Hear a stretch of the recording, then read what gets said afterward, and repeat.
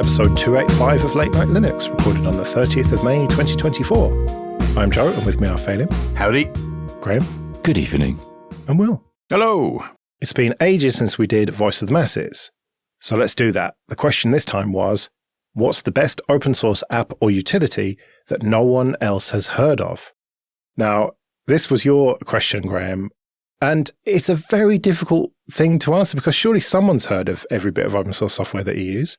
That's true. And this kind of harkens back to previous podcasts and magazines, but without any question, this was always the most popular part of those things. And even though we think that we know them all, people are always really interested to hear what other people are using and discovering. And so that was kind of the focus of the idea.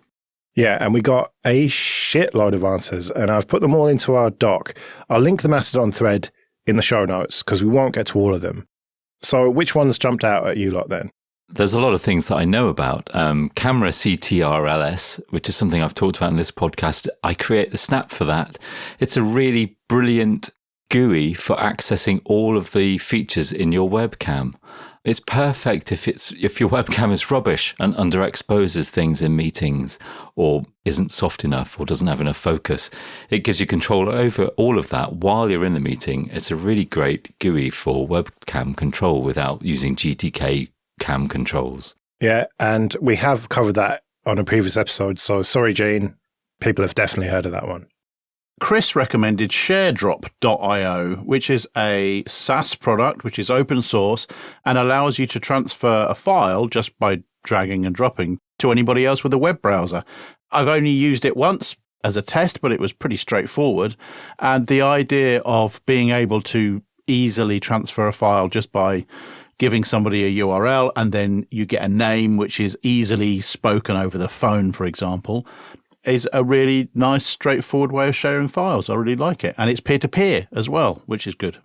Well, I quite liked Matthew's suggestion of Silver Bullet, so much so that I discovered it in episode 207. But it is an excellent, excellent piece of documentation. It's like a self-contained wiki, essentially, with loads of nice features in it. And it's a progressive web app, so it behaves properly depending on what you're accessing it with. And it's really nice. And I think more people should write documentation, especially for themselves. And I'm writing that to me. I need to write more documentation for myself. Well, speaking of documentation, Matt recommended ZimWiki. Now, this definitely doesn't qualify because I'd heard of it. Everyone's heard of it. I've not actually used it, but it sounds like a really great way to set up your own personal wiki. And Graham, I think you must have discovered this at some point in the past. Yeah, I have. And I really enjoyed it. I haven't mentioned this, but I settled on using, because I use Vim, there's a thing called VimWiki, which integrates this almost the same wiki functionality into Vim. Wherever you are in Vim, you issue a shortcut, and it's almost like Emacs org mode. And I use VimWiki for all my own personal notes. It's like creates this markdown kind of series of files that you can host on your own web server, but also use within Vim to make your own notes. So ZenWiki and then VimWiki. Well, Tuban said Midnight Commander. This has come up so many times. People always recommend it, and I never get round to it for some reason. I hate Midnight Commander because MC is the command for it, which is generally the typo I make when I'm trying to move something for MV. Exactly the same. And I get that helpful apt suggestion of, did you want to install Midnight Commander? No, I fucking didn't. I wanted to move the fucking file. You'd have to just start CP and RMing it instead. No, because that's just going to go wrong. If this is like a best of, I really like MCDU, which is a graphical disk use tool from the command line, just to see, because I'm always running out of space on those stupid Wise terminals. And I always have to log in and type MCDU to see where it's using it. I just bind mount everything to the external drive. Well, Sen said Mosh, which is an SSH replacement that handles intermittent connections. And if you start a job on a remote machine with it, it will continue even if you get disconnected. Oh, this is absolutely brilliant. Mosh is brilliant. It's a bit like running terminal sessions in tmux and then tmux attach when you reconnect.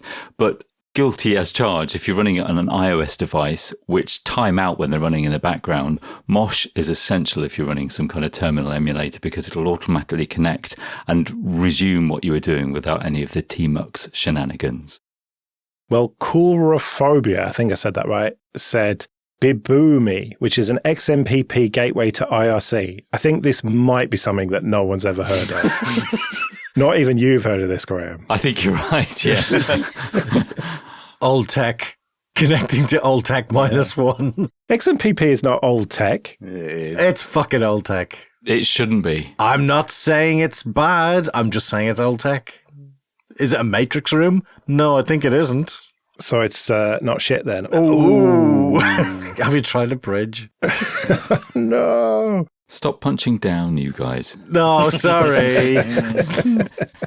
Wait till fucking Telegram puts AI in the fucking client. I'll come back. Bing, too late. Yeah. It's completely taken over the client by the time this goes out, Fader. Oh, Jesus. They've already announced it, so. The weapons have been launched. Mm-hmm.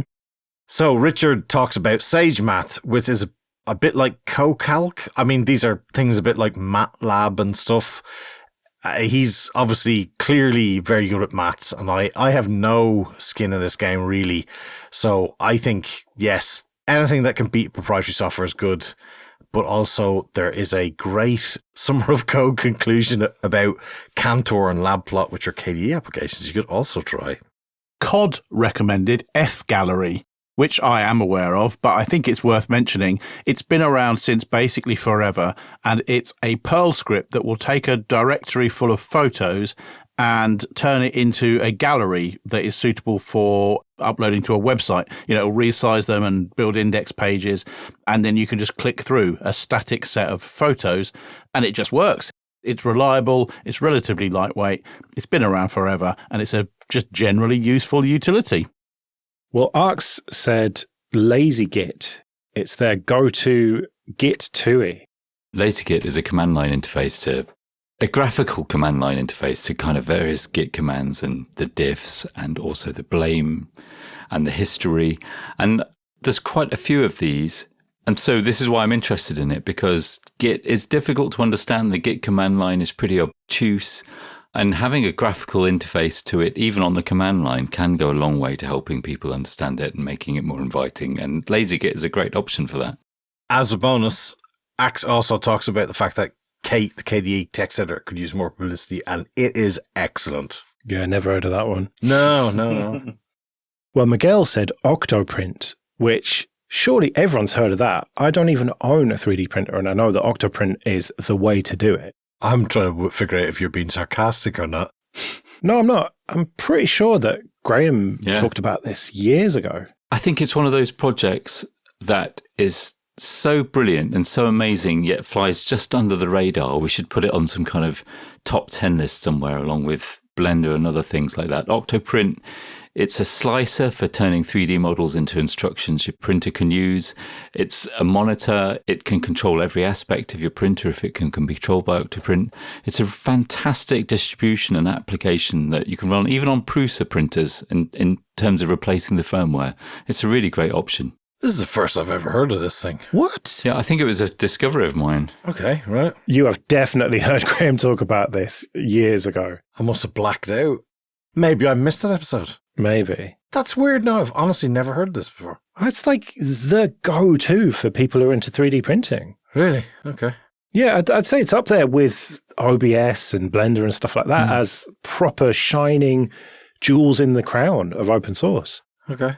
It goes from strength to strength. There's been a big release just recently, and the plugin system, there are hundreds of plugins for it that can do everything from monitoring each different layer in a webcam to adjusting the temperatures according to the environment temperature, to remotely printing and user access and changing the filament levels. It does absolutely everything. It's pretty lightweight as well, isn't it? It can run on a Raspberry Pi, for example. I'm running it on a Pi Zero on my printer. Wow. Oh, okay. So not even a powerful Pi then. That's amazing. I think I'm just bitter that I don't have a 3D printer that I'd love to have, but maybe I just filter out everything that happens with them. Maybe. Well, like I said, there's loads more in the Mastodon thread that we'll link to, so check it out. there's bound to be something for everyone in there. Okay, this episode is sponsored by Kolide. What do you call an endpoint security product that works perfectly but makes users miserable? A failure. The old approach to endpoint security is to lock down employee devices and roll out changes through forced restarts, but it just doesn't work. IT is miserable because they've got a mountain of support tickets, employees start using personal devices to get their work done, and executives opt out the first time it makes them late for a meeting. You can't have a successful security implementation unless you work with end users. That's where Kolide comes in. Their user-first device trust solution notifies users as soon as it detects an issue on their device and teaches them how to solve it without needing help from IT. That way, untrusted devices are blocked from authenticating, but users don't stay blocked. Kolide is designed for companies with Okta, and it works on macOS, Windows, Linux, and mobile devices. So if you have Okta and you're looking for a device trust solution that respects your team, support the show and go to kolide.com/late-night-linux to watch a demo and see how it works. That's kolide.com/late-night-linux. On to a bit of admin then. First of all, thank you everyone who supports us with PayPal and Patreon. We really do appreciate that. If you want to join those people, you can go to late-night-linux.com/support.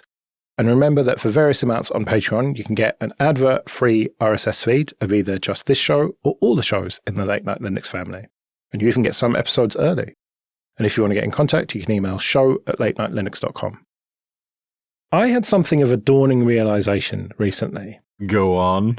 Yes, Phelim, it's about AI. Uh-huh. So you can just shut up for a second. I'm not going to say that you were right. Oh, sorry. You are right in some aspects of it. Let me explain. So towards the beginning of this latest AI hype cycle, I got somewhat sucked into it, insofar as I started to think that young people shouldn't bother learning various jobs because they were just going to get replaced by AI. And I thought that anyone who is any sort of delivery driver or train driver or whatever, they're just going to get replaced by AI. But slowly but surely, it has dawned on me that it is a complete load of fucking bollocks. And yes, machine learning and AI, whatever you want to call it, will be useful, but it is by no means going to be anywhere near as revolutionary as the invention of electricity, the invention of the internet, the invention of the wheel back in the day, whatever. Like these people try and tell you, these tech bros, like Sam Altman and whatnot. It's just not going to be like that. Are you saying that there are a bunch of fucking snake oil salesmen, dirty slime bags came from crypto and should just fuck off again? I wouldn't be quite so harsh about it as that. I think it's not harsh enough. I know, Phelim, I know. But I've come to the realization that generative AI will be looked back upon in a few years in a similar way to how we look back on crypto and NFTs and shit now, and blockchain more generally. Just not at all worth the massive resources for a result that is ultimately a little bit shit and worse than what it supposedly does a better version of. So back in the crypto heyday, it was like, oh, we're revolutionizing the financial system.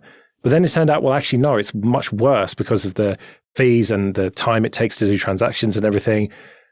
And at what cost? Massive environmental damage.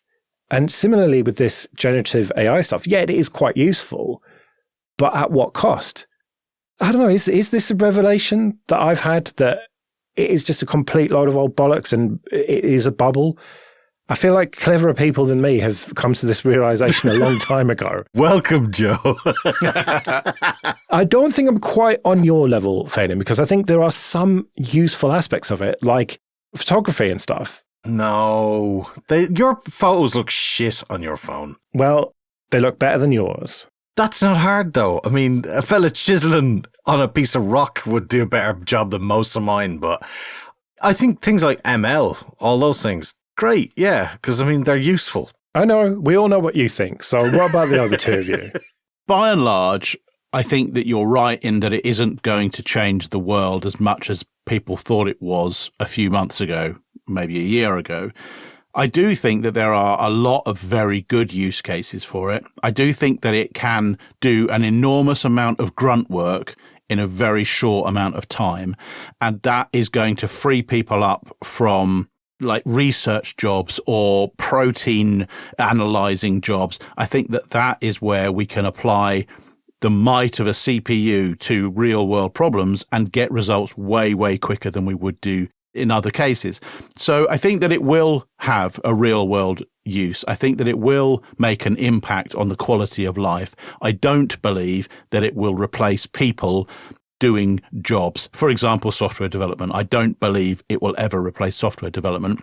What it will do is help people to identify bugs and open bug reports and perform performance testing a whole lot easier than they can currently do it.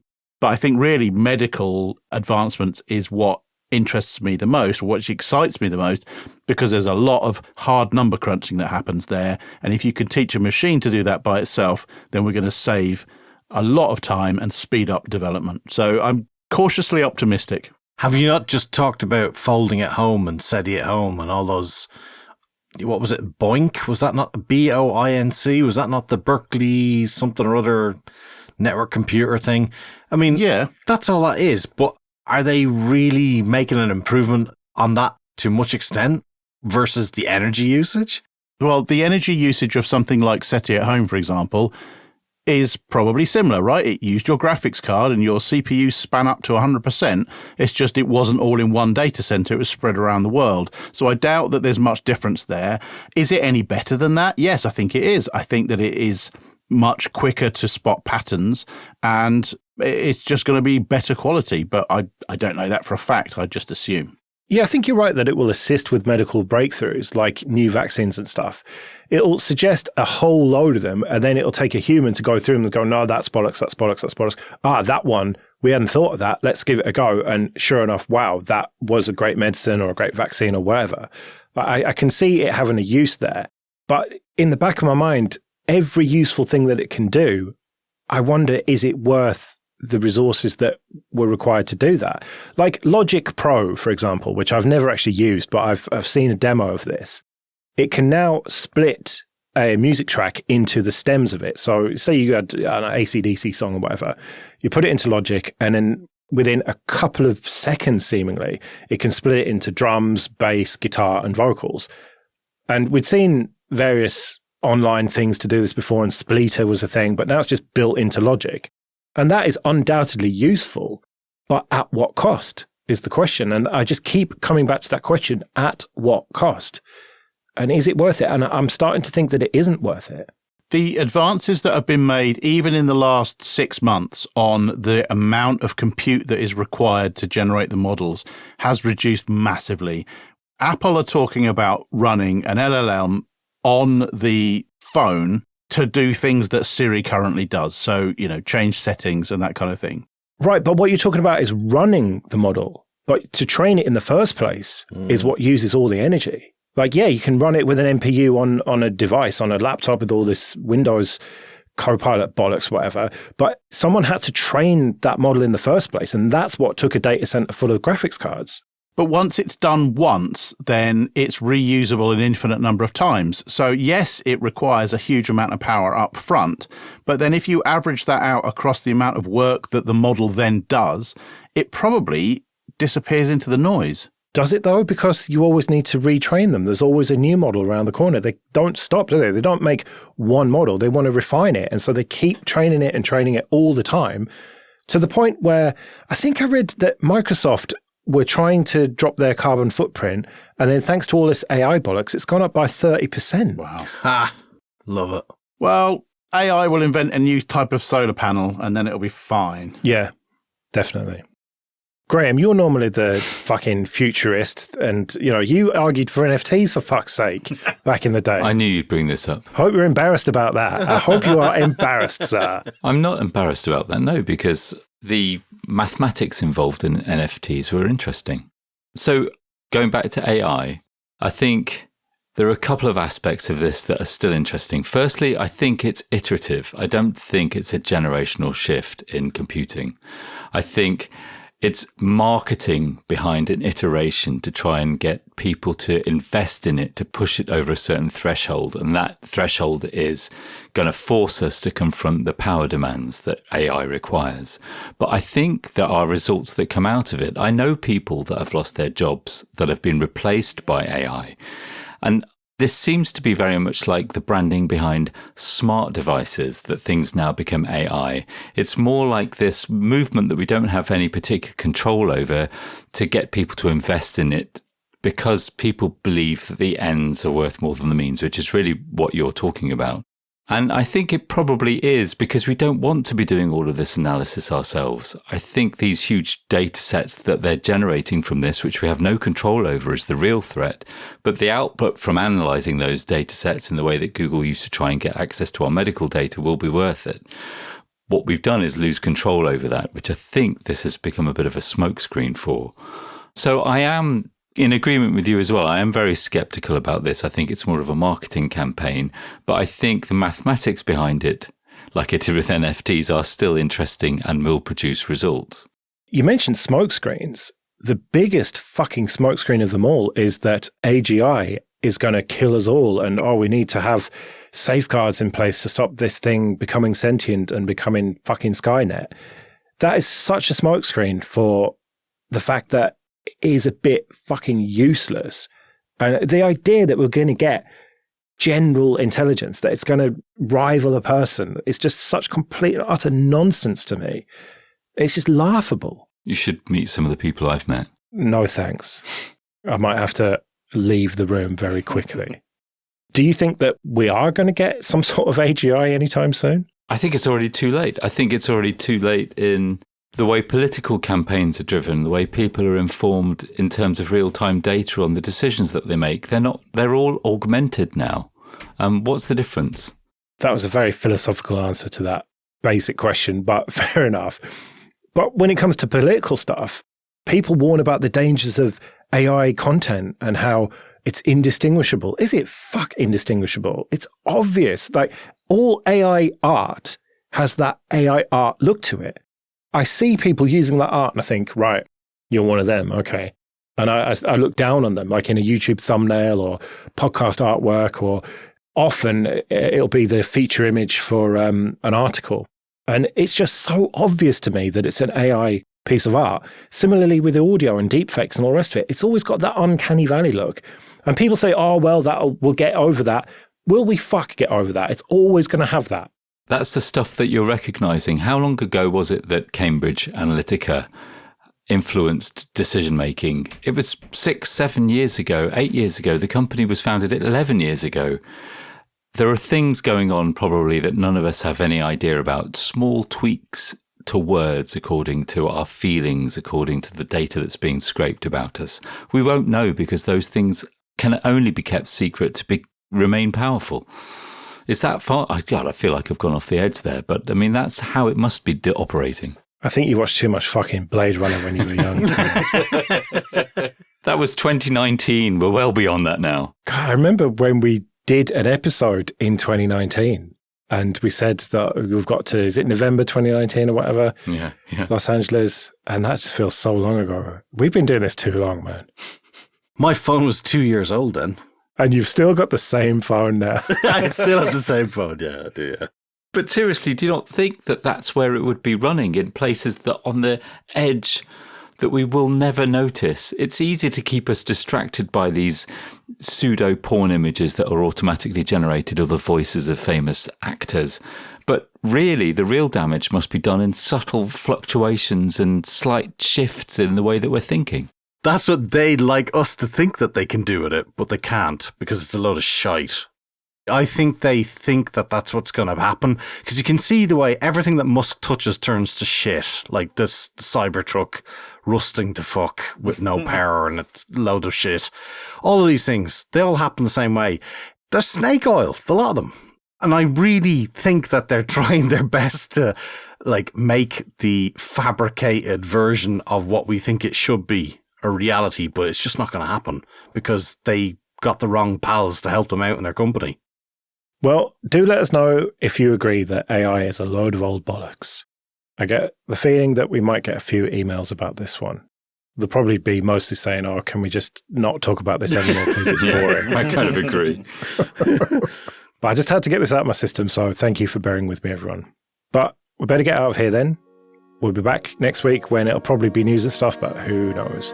Until then, I've been Joe. I've been Phelim, and I was right. I've been Graham, and Phelim's wrong. And I've just been Will. See you later.